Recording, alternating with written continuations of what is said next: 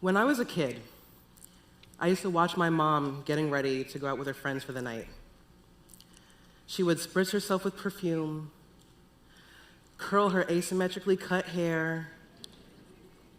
She'd spritz on perfume, put on her makeup, grab her pumps and her door knocker earrings, because this was the late 80s and the early 90s, so. I would be transfixed. It was like watching a magic trick. This person would go from being my mommy to being this beautiful and powerful being. I remember one night when my mom was getting ready, and I was flitting between her room and my cartoons in the living room when I heard the doorbell ring. My mom goes to answer, and standing there, towering over me, which was not hard to do because I was about 4 feet tall at the time, wearing a giant blown-out wig, blue sequin dress, and enough gold jewelry to sink a small boat, was the first drag queen I had ever seen in my life. I was obsessed. It had never occurred to me that grown-ups could play dress-up too. Why is it that we stop playing dress-up the way that we did when we were kids? Why do we put away games of pretend, of other ways of being? Is it a part of growing up? Or are there external factors at play? Studies suggest that human play may parallel animal play, that its purpose is to develop social skills and emotion regulation. I suggest that play, and more specifically pretend, are a means of honing one's identity and understanding of the world. Think of a time when you pretended to be something as a child. Maybe you were a firefighter, or a fairy princess, or a mommy, or a daddy. How did it feel to take on this new identity? Did it make you feel brave, smart, beautiful? Maybe it allowed you to walk a mile in someone else's shoes, if even for a moment. There is magic in the taking on of new identities and experiences, and it isn't exclusive to children. Adults can tap into new experiences, new emotions, and new ways of being by embracing pretend play. Now, what does it look like to invite play into your life? Could it be dressing differently from your usual style? Taking on a different friend group? Letting go of this version of yourself and allowing yourself to change organically just might be the key to your own self-actualization. I'm here to talk to you today as a social worker, a therapist, and as someone who has recently benefited from playing pretend. I am a drag performer.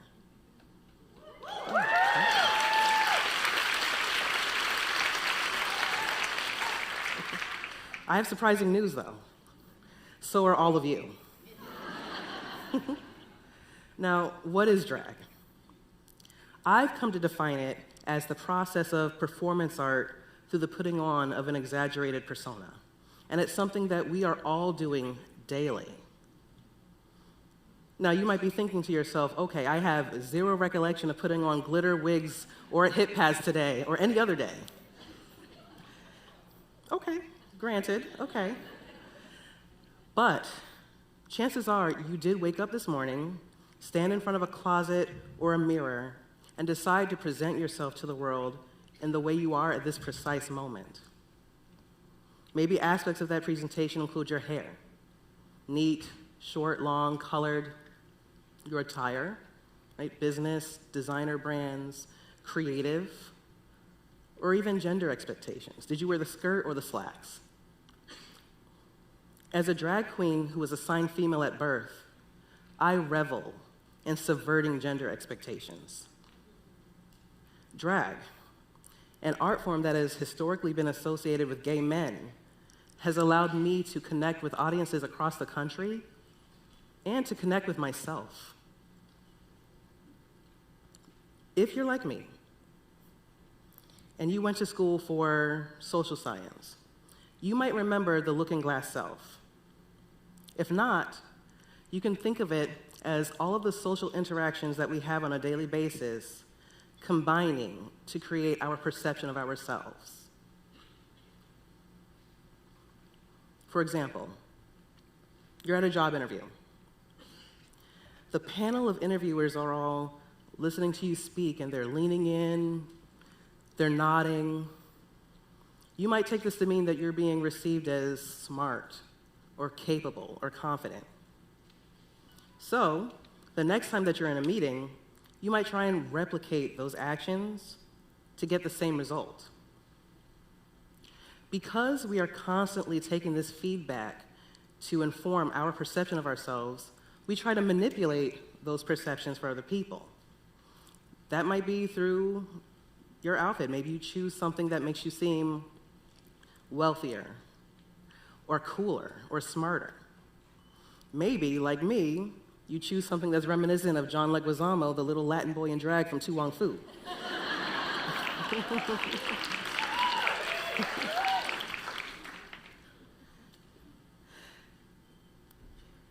Let's go back to school for a second.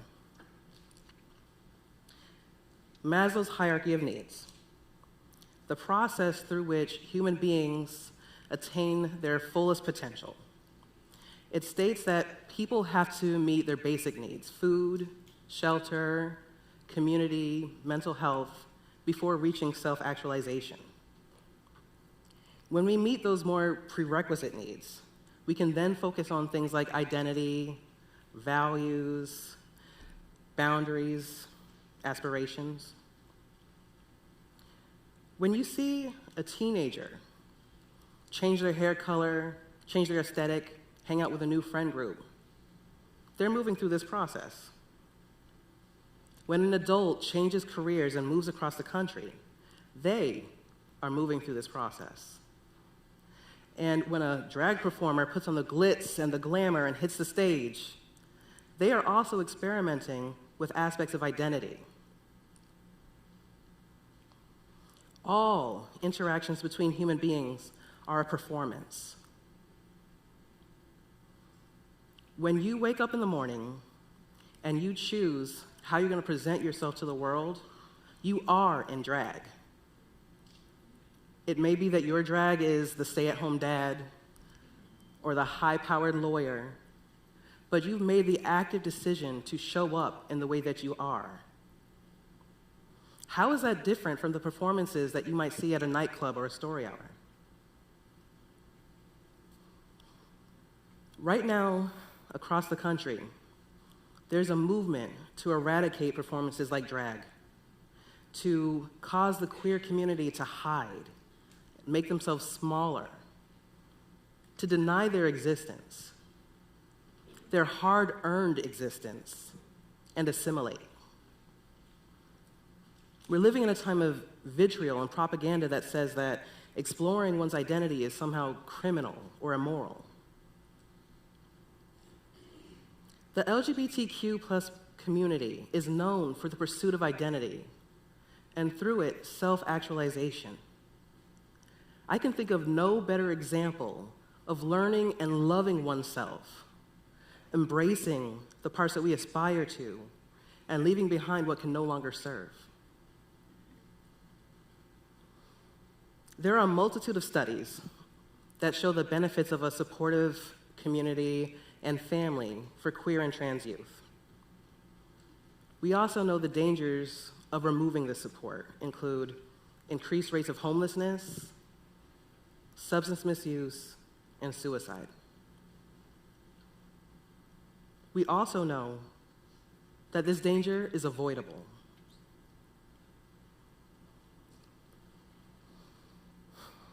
When we defend our intrinsic need to explore identity and understand ourselves, we also defend our right to exist as human beings living in a global community.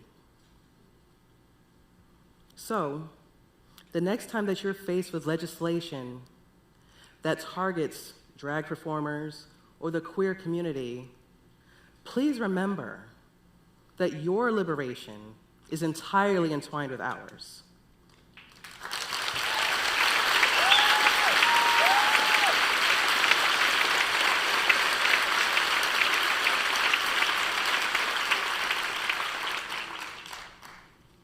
Challenge this thinking and let your representatives know that you stand for a world not where we all have to be the same and remain the same version of ourselves, but for a world where we can exist, we can explore, and we can self-actualize.